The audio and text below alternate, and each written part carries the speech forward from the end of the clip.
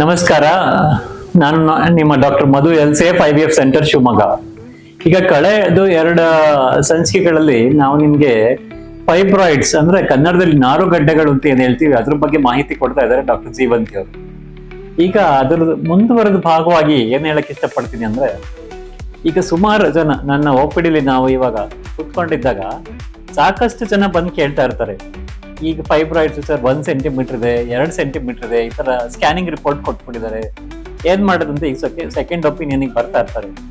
So ನಾನು ಅದಕ್ಕೆ ಇವತ್ತು ನಿನ್ಗೆ ಫೈಬ್ರಾಯ್ಡ್ಸ್ ಗಡ್ಡೆಗಳು ಯಾವಾಗ ಆಪರೇಷನ್ ಮಾಡಿಸ್ಕೋಬೇಕು, ಮತ್ತೆ ಆಪರೇಷನ್ ಮಾಡಿಸ್ಕೊಳ್ಳೋದಾದ್ರೆ ಯಾವ ವಿಧಾನದಿಂದ ಮಾಡಿಸ್ಕೋಬೇಕು, ಯಾವ ವಿಧಾನದಲ್ಲಿ ಮಾಡಿದ್ರೆ ನಿಮ್ಗೆ ಅನುಕೂಲ ಆಗತ್ತೆ ಅನ್ನೋದ್ರ ಬಗ್ಗೆ ಕಿರು ಮಾಹಿತಿ ಕೊಡ್ತೀನಿ. ಈಗ ಫೈಬ್ರಾಯ್ಡ್ಸ್ಗಳು ಸುಮಾರು ಎಲ್ಲಿರ್ತವೆ, ಹೇಗಿರ್ತವೆ ಅನ್ನೋ ಪೊಸಿಷನ್ ಮೇಲೆ ಜೀವಂತಿ ಡಾಕ್ಟರ್ ಆಗ್ಲೇ ನಿಮ್ಗೆ ಎಕ್ಸ್ಪ್ಲೇನ್ ಮಾಡಿದ್ದಾರೆ. ಒಂದು ಸಬ್ ಸೀರಸ್ ಫೈಬ್ರಾಯ್ಡ್ಸ್, ಇಂಟ್ರಾಮ್ಯೂರಲ್ ಫೈಬ್ರಾಯ್ಡ್ಸ್ ಮತ್ತೆ ಸಬ್ ಮ್ಯೂಕಸ್ ಫೈಬ್ರಾಯ್ಡ್ಸ್ ಅಂತ ಎಕ್ಸ್ಪ್ಲೇನ್ ಮಾಡಿದ್ದಾರೆ. ಈ ಸಬ್ ಮ್ಯೂಕಸ್ ಫೈಬ್ರಾಯ್ಡ್ಸ್ ಅಂದ್ರೆ ಗರ್ಭಕೋಶದ ಅತಿ ಒಳಪದರವಾದ ಎಂಡೋಮೆಟ್ರಿಯಂ ಅಲ್ಲಿ ಬೆಳ ಅಂತಂದ್ರೆ ಕ್ಯಾವಿಟಿ ಒಳಗಡೆ ಬೆಳೆಯೋ ಅಂತದ್ದು ಒಂದು ದುರ್ಮಾಂಸ ನಾರುಗಡ್ಡೆ. ಈ ತರ ಸಬ್ ಮ್ಯೂಕಸ್ ಫೈಬ್ರಾಯ್ಡ್ಸ್ ಅನ್ನೋಂಥದ್ದು ಎಲ್ಲೇ ಇದ್ರು, ಎಷ್ಟೇ ಸೆಂಟಿಮೀಟರ್ಸ್ ಇದ್ರು ಕೂಡ, 1 ಸೆಂಟಿಮೀಟರ್ಲಿ, 2 ಸೆಂಟಿಮೀಟರ್ಲಿ, 3 ಸೆಂಟಿಮೀಟರ್ಲಿ, ಅದನ್ನ ತೆಗಿಲೇಬೇಕಾಗತ್ತೆ. ಯಾಕೆಂತಂದ್ರೆ ಮಗು ಬರೋ ಜಾಗದಲ್ಲಿ ಕೂಡ, ನಾನು ನಿಮ್ಗೆ ಸಿಂಪಲ್ ಒಂದು ಉದಾಹರಣೆಯಲ್ಲಿ ಎಕ್ಸ್ಪ್ಲೇನ್ ಮಾಡೋದಾದ್ರೆ, ಒಂದು ಹೊಲ ಇದೆ ಅಥವಾ ಗದ್ದೆ ಇದೆ, ಅದ್ರ ಮಧ್ಯೆ ಒಂದು ಬಂಡೆ ಬೆಳೀತಾ ಇದೆ, ಅಲ್ಲಿ ಯಾವುದೇ ಫಸಲು ಬೆಳೆಯೋದಿಲ್ಲ. ಅದೇ ರೀತಿ ಸಬ್ ಮ್ಯೂಕಸ್ ಫೈಬ್ರಾಯ್ಡ್ಸ್ ಕೂಡ ಎಷ್ಟೇ ಸೆಂಟಿಮೀಟರ್ ಇರಲಿ ಅದನ್ನ ತೆಗಿಲೇಬೇಕಾಗತ್ತೆ. ಇದು ಕ್ಲಿಯರ್ ಆಯ್ತು. ಸಬ್ ಮ್ಯೂಕಸ್ ಫೈಬ್ರಾಯ್ಡ್ಸ್ ಎಲ್ಲೇ ಇರಲಿ, ಎಷ್ಟೇ ಸೆಂಟಿಮೀಟರ್ ಇರಲಿ ತೆಗಿಲೇಬೇಕಾಗತ್ತೆ. ಈ ಸಬ್ ಮ್ಯೂಕಸ್ ಫೈಬ್ರಾಯ್ಡ್ಸ್ ತೆಗಿಬೇಕಾದ್ರೆ ಜನರಲಿ 3 ತರ ಟೈಪ್ಸ್ ಇರುತ್ತೆ, 3 ವಿಧಾನದಲ್ಲಿ ಇರುತ್ತೆ. ಅದು ಆಕ್ಚುಲಿ ಏನಂದ್ರೆ, ಒಂದು ಟೈಪ್ 0 ಅಂದ್ರೆ ಪೆಡಂಕ್ಯುಲೇಟೆಡ್ ಸಬ್ ಮ್ಯೂಕಸ್ ಫೈಬ್ರಾಯ್ಡ್ಸ್ ಅಂತ ಕರೀತಾರೆ. ಅಂದ್ರೆ ತೆಗಿಬೇಕಾದ್ರೆ ಅದರದ್ದು ತೊಟ್ಟುಗಳು ತುಂಬಾ ಉದ್ದವಾಗಿರುತ್ತೆ, ಅದನ್ನು ತೆಗಿಯಕ್ಕೆ ಈಸಿ ಆಗಿರೋಂಥದ್ದು. ಇನ್ನೊಂದು ಟೈಪ್ 0 ಮತ್ತೆ ಟೈಪ್ 1 ಅಂತ. ಟೈಪ್ 0, ಟೈಪ್ 1 ಅಂಡ್ ಟೈಪ್ 2 ಅಂತ. ಟೈಪ್ 1 ಅಂತಂದ್ರೆ ಈ ಗರ್ಭಕೋಶ ಒಳಗಡೆ ಅಂದ್ರೆ ಕ್ಯಾವಿಟಿ ಒಳಗಡೆ ಮೋರ್ ದೆನ್ 50% ಇರುತ್ತೆ. ಟೈಪ್ 2 ಅಂತಂದ್ರೆ ಕ್ಯಾವಿಟಿಲಿ ಲೆಸ್ ದೆನ್ 50% ಇರುತ್ತೆ, ಆದ್ರೆ ಈ ಮಯೋಮೆಟ್ರಿಯಂ ಒಳಗಡೆ ಮೋರ್ ದೆನ್ 50% ಇರುತ್ತೆ.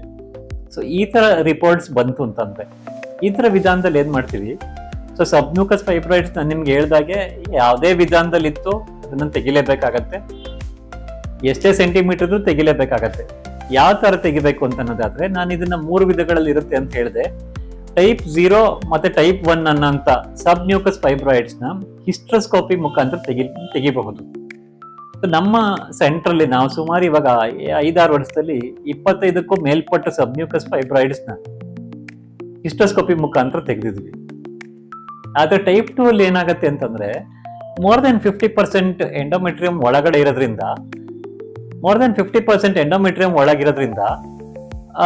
ಸ್ವಲ್ಪ ಅದನ್ನ ತೆಗಿಬೇಕಾದ್ರೆ ಪರಿಪೂರ್ಣವಾಗಿ ಬುಡದ ಸಮೇತ ತೆಗಿಯಕ್ ಆಗ್ದಲೇ ಇರ್ಬೋದು. ಅಂತ ಟೈಮಲ್ಲಿ ನಾವೇನ್ ಮಾಡ್ತೀವಿ ಅಂತಂದ್ರೆ ಲ್ಯಾಪ್ರೋಸ್ಕೋಪಿಕ್ ಗೈಡೆನ್ಸ್ ನ ಯೂಸ್ ಮಾಡ್ತೀವಿ. ಅಂದ್ರೆ it is called as laparoscopic guided hysteroscopic removal. ಅಂದ್ರೆ ಅಂದ್ರೆ 2 ಹಿಸ್ಟೋಸ್ಕೋಪಿನೂ ಮಾಡ್ತೀವಿ, ಲ್ಯಾಪ್ರೋಸ್ಕೋಪಿ ಮುಖಾಂತರನು ಮಾಡ್ತೀವಿ. ಸೊ ಇದು ಕ್ಲಿಯರ್ ಆಯ್ತು. ಸಬ್ ಮ್ಯೂಕಸ್ ಫೈಬ್ರಾಯ್ಡ್ಸ್ ಹಿಸ್ಟೋಸ್ಕೋಪಿಯಲ್ಲಿ ತೆಗಿಬೇಕಾಗಿರೋಂಥದ್ದು.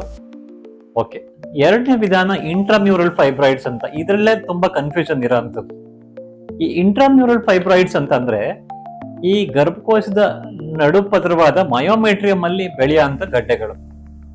ಇದು 1 ಸೆಂಟಿಮೀಟರ್ ಇರ್ಲಿ, 2 ಸೆಂಟಿಮೀಟರ್ ಇರ್ಲಿ ತೆಗಿಬೇಕಾ ಬೇಡವೋ ಅಂತ ಕೇಳ್ತಾರೆ. ಇದರಲ್ಲಿ ಒಂದು ಏನಂತಂದ್ರೆ, ಜ್ಞಾಪಕ ಇಟ್ಕೋಬೇಕಾಗಿರೋಂಥ 3 ಪಾಯಿಂಟ್ಸ್ ಇದರಲ್ಲಿ. ಒಂದು, 4 ಸೆಂಟಿಮೀಟರ್ಕಿಂತ ಜಾಸ್ತಿ ಇತ್ತು ಅನ್ನೋದಾದ್ರೆ ಇದನ್ನ ತೆಗಿಲೇಬೇಕಾಗತ್ತೆ. 2ನೇದು, ಯಾವಾಗ ಇದನ್ನ ಸ್ಕ್ಯಾನಿಂಗ್ ಅಲ್ಲಿ ನಾವು ಟ್ರಾನ್ಸ್ ಅಬ್ಡಾಮಿನಲ್ ಸ್ಕ್ಯಾನಿಂಗ್ ಆಗ್ಲಿ, ಟ್ರಾನ್ಸ್ ವಜೈನಲ್ ಅಲ್ಟ್ರಾಸೌಂಡ್ ಅಲ್ಲಿ ಅದು ಗರ್ಭಕೋಶದ ಒಳಗಡೆ ಪದರದ ತನಕ ಬೆಳೀತಾ ಇದೆ ಅಂತ ಅನ್ಸಿದ್ರೆ, ಅಂದ್ರೆ ಇಂಡೆಂಟಿಂಗ್ ದ ಕ್ಯಾವಿಟಿ ಅಂತಂದ್ರೆ ಗರ್ಭಕೋಶದ ಒಳಗಡೆ ಪದರ ಬೆಳೆದು ಅದು ಮಗು ಬೆಳೆಯಕ್ಕೆ ಅಡೆತಡೆ ಕೊಡ್ತಾ ಇದೆ, ಬೆಳವಣಿಗೆಗೆ ಅಡಚಣೆ ಕೊಡ್ತಾ ಇದೆ ಅಂದ್ರೆ ತೆಗಿಬೇಕಾಗತ್ತೆ. ಅಂದ್ರೆ ಯಾವುದೇ ಇಂಟ್ರಾಮ್ಯೂರಲ್ ಫೈಬ್ರಾಯ್ಡ್ಸ್ ಇರಲಿ, ಅದು ಇಂಡೆಂಟಿಂಗ್ ದ ಕ್ಯಾವಿಟಿ ಇತ್ತು ಅಲ್ಟ್ರಾಸೌಂಡ್ ಅಲ್ಲಿ, ಅದನ್ನ ಖಂಡಿತ ತೆಗಿಬೇಕಾಗತ್ತೆ. ಮೂರನೇದು very important points, distorting the anatomy ಅಂತ ಕರೀತಾರೆ. ಅಂದ್ರೆ ಅದು ಟ್ಯೂಬ್ಸ್ ನ ಅಂದ್ರೆ ರಂಧ್ರಗಳು ಅಂದ್ರೆ ಆಸ್ಟಿಯಲ್ ಓಪನಿಂಗ್ ಅತಿ ಹತ್ತಿರವಾಗಿದ್ದು ಅಥವಾ ಇಸ್ತಮಸ್ ಅಲ್ಲಿತ್ತು ತುಂಬಾ ಹತ್ತಿರವಾಗಿತ್ತು ಅನ್ನೋದಾದ್ರೆ ತೆಗಿಬೇಕಾಗತ್ತೆ. ಸೊ ಇದೇ ಮೂರೇ ಪಾಯಿಂಟ್. ಒಂದು 4 ಸೆಂಟಿಮೀಟರ್ಗಿಂತ ಮೇಲ್ಪಟ್ಟಿದ್ದು, ಎರಡನೇದು ಇಂಡೆಂಟಿಂಗ್ ದ ಕ್ಯಾವಿಟಿ ಇದ್ದು, ಮೂರನೇದು ಡಿಸ್ಟಾರ್ಟಿಂಗ್ ದ ಅನಾಟಮಿ ಆಗಿದ್ರೆ ಮಾತ್ರ ತೆಗಿಬೇಕಾಗುತ್ತೆ intramural fibroids. Otherwise intramural fibroids 1 centimetre 2 centimetre ಗಡ್ಡೆಗಳು ತುಂಬಾ ಸರ್ವೇ ಸಾಮಾನ್ಯ 35ರಿಂದ 40 ವರ್ಷ ಹೆಣ್ಮಕ್ಳಲ್ಲಿ ತುಂಬಾ ಕಾಮನ್ ಆಗಿರುತ್ತೆ. ಇದು ಗರ್ಭಕೋಶದ ಹೊರ ಪದ್ರಕ್ಕೆ ತನಕ ಬೆಳೀತಾ ಇದ್ರೆ ಇದನ್ನ ತೆಗಿಯೋ ಅವಶ್ಯಕತೆ ಇಲ್ವೇ ಇಲ್ಲ. ಸೊ ಇದು ಎರಡನೇದು. ಮೂರನೇದು ಸಬ್ ಸೀರಸ್ ಫೈಬ್ರಾಯ್ಡ್ಸ್ ಅಂತಂದ್ರೆ ಗರ್ಭಕೋಶದ ಹೊರಗಡೆ ಪದ್ರದಲ್ಲಿ ಬೆಳೆಯುವಂಥದ್ದು ನಾರುಗಡ್ಡೆಗಳು. ಇದನ್ನ ಪರಿಪೂರ್ಣ ಅಂದ್ರೆ ಸಾಮಾನ್ಯವಾಗಿ ನಾವು ತೆಗಿಯಕ್ ಹೋಗೋದಿಲ್ಲ. ಯಾಕೆಂತಂದ್ರೆ ಇದು ಮಗುವಿನ ಜನನದ ಮೇಲೆ ಯಾವುದೇ ದುಷ್ಪರಿಣಾಮ ಬೀರೋದಿಲ್ಲ. ಈ ಸುಮ್ನೆ ನಾವು ಬೇರೆ ಕಾರಣಗಳಿಗಾಗಿ ಲ್ಯಾಪ್ರೋಸ್ಕೋಪಿ ಮಾಡ್ತಾ ಇದೀವಿ ಅಂತಂದು ಈ ತರ ಸಬ್ಸೀರಸ್ ಫೈಬ್ರಾಯ್ಡ್ಸ್ ಕಂಡು ಅಂತಂದ್ರೆ ಅವಾಗ ಇನ್ಸಿಡೆಂಟಲ್ ಫೈಂಡಿಂಗ್ಸ್ ಅದ್ರ ತೆಗಿತೇವೆ ವಿನಃ ಇದೇ ಕಾರಣ ಅಂತ ಹೇಳಿ ಸಬ್ಸೀರಸ್ ಫೈಬ್ರಾಯ್ಡ್ಸ್ ಗೆ ತೆಗಿಯೋ ಅವಶ್ಯಕತೆ ಇಲ್ವೇ ಇಲ್ಲ. ಸೊ ಇದು ಕ್ಲಿಯರ್ ಆಗಿದೆ ಒಂದು. ಎರಡನೇದೇನು, ಸುಮಾರು ಜನ ಬಂದು ಕೇಳಂತ ಅತಿ ಸಾಮಾನ್ಯವಾದ ಪ್ರಶ್ನೆ, ಸರ್ ಲ್ಯಾಪ್ರೋಸ್ಕೋಪಿಯಿಂದ ಮಾಡಕ್ಕೆ ಉತ್ತಮನೋ ಅಥವಾ ಲ್ಯಾಪ್ರಾಟಮಿ ಅಂದ್ರೆ ಹೊಟ್ಟೆ ಕೊಯ್ದು ಮಾಡಿಸ್ಕೊಳ್ಳೋಂಥದ್ದು ಉತ್ತಮನೋ ಅಂತ. ಎರಡೂ ವಿಧಾನನೂ ಉತ್ತಮನೇ. ಈಗ ಲ್ಯಾಪ್ರೋಸ್ಕೋಪಿಲಿ ನಮ್ಮ ಸೇಫ್ IVF ಸೆಂಟರ್ ಅಲ್ಲಿ ಕಳೆದ 6ರಿಂದ 7 ವರ್ಷದಲ್ಲಿ ನಾವ್ ಎಷ್ಟು ಕೇಸ್ ಲ್ಯಾಪ್ರೋಸ್ಕೋಪಿಯಿಂದನೇ ಮಾಡಿದೀವಿ ಅಂತಂದ್ರೆ ಸುಮಾರು 140ರಿಂದ 150 ಮಯೋಮೆಕ್ಟಮೀಸ್ ಲ್ಯಾಪ್ರೋಸ್ಕೋಪಿಯಿಂದ ಮಾಡಿದೀವಿ. ಇದರಲ್ಲಿ ಸುಮಾರು ಮೋರ್ ದೆನ್ 100 ಅಂದ್ರೆ 100 ಕೇಸಸ್ಗಿನ್ನ ಜಾಸ್ತಿ ಮೇಲ್ಪಟ್ಟು ಸಹಜವಾಗಿ ಕನ್ಸೀವ್ ಆಗಿವೆ ಅಂತ ಹೇಳಕ್ ನನ್ಗೆ ತುಂಬಾ ಖುಷಿ ಆಗತ್ತೆ. ಎರಡನೇದೇನು, ಆಮೇಲೆ ನಾವು IVF ಮಾಡ್ಬಿಟ್ಟಿರ್ತೀವಿ, ಅದಾದ್ಮೇಲೆ ಬಿಫೋರ್ ಎಂಬ್ರಿಯೋ ಟ್ರಾನ್ಸ್ಫರ್ ಇದು ಇಂಡೆಂಟಿಂಗ್ ದ ಕ್ಯಾವಿಟಿ ಅಂತ ಇದ್ದಾಗ ಮೋರ್ ದೆನ್ 25 ಪೇಷಂಟ್ಸ್ಗಳಿಗೆ ನಾವು ಪ್ರಯರ್ ಟು ಎಂಬ್ರಿಯೋ ಟ್ರಾನ್ಸ್ಫರ್ ಮಯೋಮೆಕ್ಟಮಿ ಮಾಡಿ ಅವರು ಕೂಡ ಕನ್ಸೀವ್ ಆಗಿದ್ದಾರೆ post embryo transfer. So more than 150 ಮಯೋಮೆಕ್ಟಮೀಸ್ನ ನಾವು ಲ್ಯಾಪ್ರೋಸ್ಕೋಪಿಯಿಂದ ಮಾಡಿದೀವಿ.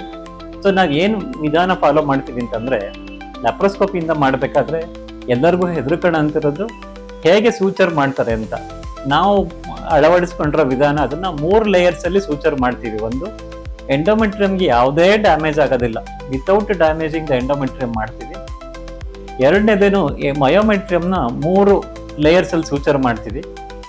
ಅದಾದ ನಂತರ ಈ ಟಿಶ್ಯೂ ಏನು ಉಳಿಯುತ್ತೆ ಅಂದ್ರೆ ಗಡ್ಡೆ ಏನು ಉಳಿಯುತ್ತೆ ಅದನ್ನ ಮಾರ್ಸಿಲೇಷನ್ ಮುಖಾಂತರ ಹೊರಗೆ ತೆಗಿತೀವಿ. ಈ ಮಾರ್ಸಿಲೇಟರ್ ಮುಖಾಂತರ ಹೊರಗೆ ತೆಗಿಬೇಕಾದ್ರೆ ನಾವು ಎಂಡೋ ಬ್ಯಾಗ್ ಯೂಸ್ ಮಾಡ್ಬಿಟ್ಟು ಮಾರ್ಸಿಲೇಟ್ ಮಾಡಿ ಹೊರಗೆ ತೆಗಿತೀವಿ.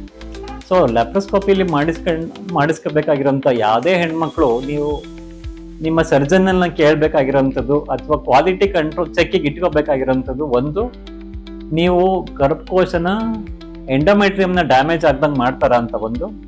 ಎರಡನೇದು, ಎಷ್ಟು ಲೇಯರ್ಸ್ ಅಲ್ಲಿ ಸೂಚರ್ ಮಾಡ್ತಾರೆ ಅಂತ ಒಂದು. ಅದಾದ ನಂತರ ಸ್ಪೆಸಿಮನ್ ಯಾವ ತರ ರಿಟ್ರೀವ್ ಮಾಡ್ತಾರೆ ಅಂತ ಕೇಳಬೇಕಾಗಿರುತ್ತೆ. ಇದನ್ನ ನಮ್ಮ ಹಾಸ್ಪಿಟಲ್ ನಾವೇನ್ ಮಾಡ್ತೀವಿ, without damaging the endometrium 3 layers suture ಮಾಡ್ತೀವಿ. ಅದಾದ ನಂತರ ಎಂಡೋ ಬ್ಯಾಗ್ ಮಾರ್ಸಿಲೇಷನ್ ಮಾಡ್ತೀವಿ. ಸೊ ಇಷ್ಟು ಮಾಡಿದಾಗ ಲ್ಯಾಪ್ರೋಸ್ಕೋಪಿ ವಿಧಾನ ಖಂಡಿತ ಸೇಫ್ ಆಗಿರುತ್ತೆ. ಇಷ್ಟು ಮಾಡಕ್ ಆಗ್ದಲೇ ಇದ್ದಾಗ ಲ್ಯಾಪ್ರಾಟಮಿ ಅಂದ್ರೆ ಹೊಟ್ಟೆ ಕೊಯ್ದು ಮಾಡಿದ್ರು ಕೂಡ ಪರವಾಗಿಲ್ಲ, ಏನು ಹೆಚ್ಚಿಗೆ ರಕ್ತಸ್ರಾವ ಆಗದಲೆ ಹೊಟ್ಟೆ ಕೊಯ್ದು ಮಾಡಿದ್ರು ಕೂಡ ಅದೇ ಪ್ರಮಾಣದಲ್ಲಿ ಈಕ್ವಲ್ ಎಫಿಕಸಿ ಇರುತ್ತೆ. ಹಾಗಾಗಿ the way in which it is removed ಖಂಡಿತ ಮ್ಯಾಟರ್ ಆಗೋದಿಲ್ಲ. ಆದ್ರೆ ನಮಗೆ ಲ್ಯಾಪ್ರೋಸ್ಕೋಪಿ ಕಂಫರ್ಟಬಲ್ ಆಗಿದೆ, ಹಾಗಾಗಿ ನಾವು ಲ್ಯಾಪ್ರೋಸ್ಕೋಪಿನ ಅಳವಡಿಸ್ಕೊಂಡಿದ್ದೀವಿ.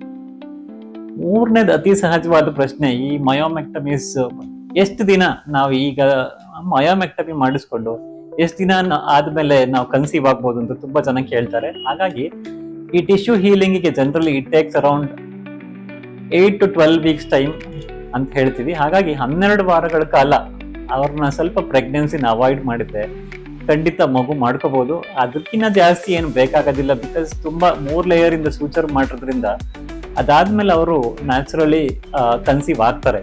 ಮುಂಚೆ ಎಲ್ಲ ಏನಾಗೋದು, ಲ್ಯಾಪ್ರೋಸ್ಕೋಪಿಲಿ ಸೂಚರ್ ಮಾಡ್ಬೇಕಾದ್ರೆ ಅಷ್ಟು ಸ್ಟ್ರೆಂತ್ ಬರ್ತಾ ಇರಲಿಲ್ಲ, ತುಂಬಾ ಪರ್ಫೆಕ್ಟ್ 3 ಲೇಯರ್ ಕ್ಲೋಸರ್ ಮಾಡಕ್ ಆಗ್ತಿರ್ಲಿಲ್ಲ. ಅವಾಗ 1 ವರ್ಷ ಬೇಡ, 6 ತಿಂಗಳು ಬೇಡ, 9 ತಿಂಗಳು ಬೇಡ, 12 ತಿಂಗಳು ಬೇಡ ಅಂತ ಹೇಳೋರು. ಆದ್ರೆ ಇವಾಗ ಅದನ್ನ ಟೈಮ್ ಗ್ಯಾಪ್ ಪ್ರಾಬಬ್ಲಿ ನನ್ನ ಪ್ರಕಾರ ಇದು 12 ವಾರಗಳಿಂದ 16 ವಾರಗಳ ಗುಡ್ ಅಡಿಕ್ವೇಟ್ ರೆಸ್ಟ್ ಕೊಡ್ತು ಅನ್ನೋದಾದ್ರೆ ಖಂಡಿತ ಅದಾದ ನಂತರ ಮಗು ಮಾಡ್ಕೋಬಹುದು. ಇಷ್ಟೇ, ಧನ್ಯವಾದಗಳು.